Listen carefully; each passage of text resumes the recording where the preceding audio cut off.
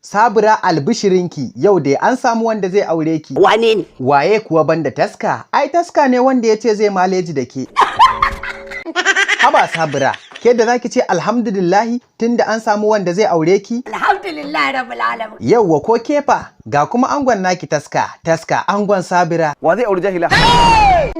Haba taska, wa ya ce maka Sabura jahila ce? Malama ce fa. Anya da gaske ne kuwa? Kwarai ma kuwa, bari ku ji. Sabira ba kina sallah ba? So 7 kowace rana. Sau 7 kuma Sabira.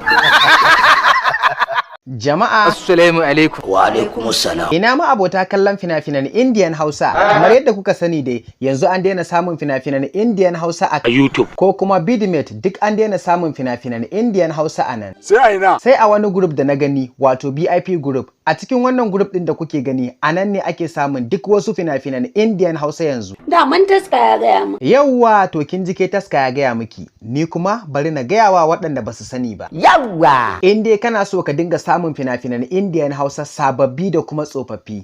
To ka ɗauki wannan namba da kake gani ka yi magana a WhatsApp ka ce kana son shiga group na BIP, wato group na fina-finan Indian Hausa. To shike. Ba kyauta ake shiga ba, amma kuɗi ne 'yan kalilan, da zaran ka biya kuma Shikenan. kwarai kuwa shikenan, kai ma za ka fara kallon fina-finan Indian Hausa daga kowane kamfani, kuma za ka iya saukar da duk fim ɗin da kake so. Da gaske? Kwarai kuwa. To wannan ma mafita ce. In dai ka shiga wannan group ɗin, to kowane kamfani ne ya fassara fim za ka samu a ciki yanzu haka. Yakwa. Kama daga Algaita, Sultan, Yusuf Zamani, Mega, kai da ma sauransu.